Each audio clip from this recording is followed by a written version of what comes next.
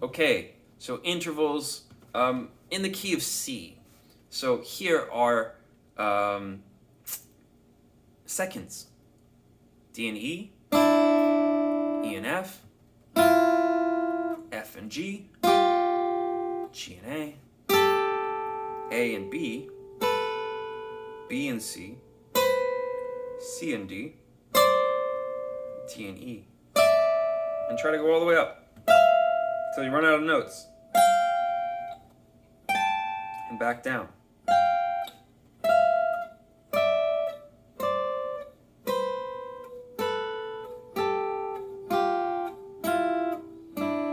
And of course you can do that in different ways. We'll look at that after. You can do thirds, so C and E would be the lowest. D, F.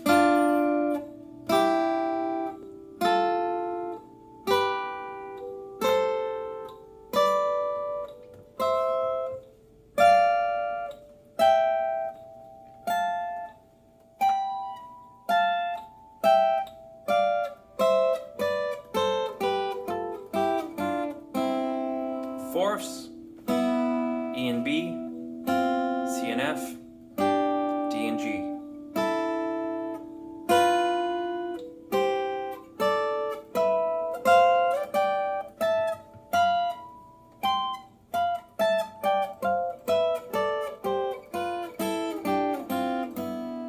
Fifths, the lowest one we can do is B to F, and then C to G, and then D to A.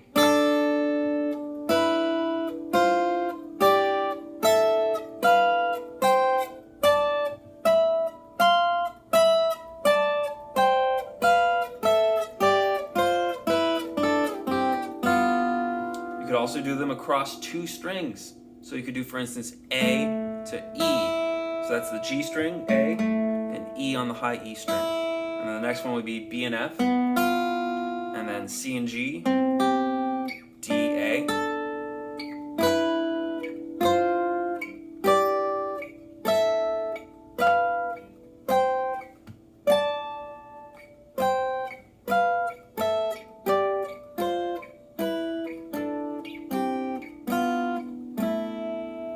Then you could do sixths. So lowest six I can do on B and E string is the B and G.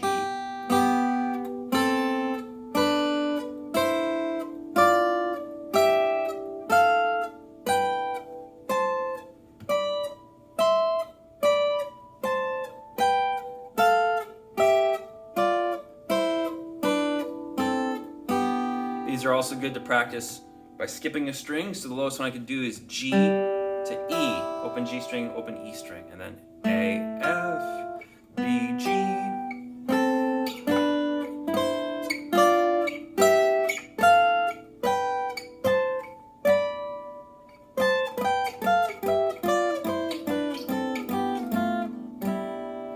And then we have sevenths. So sevenths I don't like doing across two strings. I'll just skip the string right away. So G to F is the lowest one I can do in the key of C. Moving on. A, G, B, A.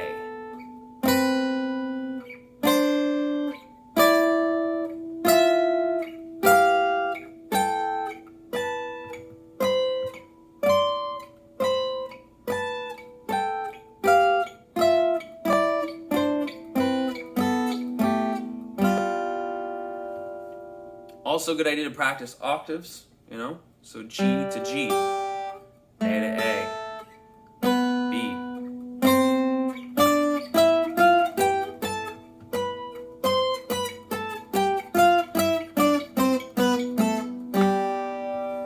And of course, you can practice all these in different ways, right? So you could do, for instance, thirds and threes. 1, 2, 3, 1, 2, 3, 1, 2, 3.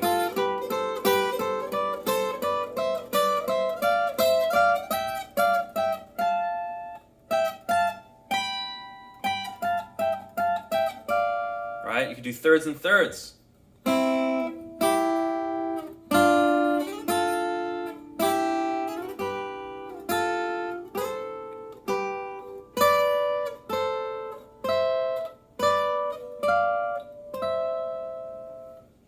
And the idea of all this stuff is, think about the interval number, but then try to also think about a context that you can throw this into.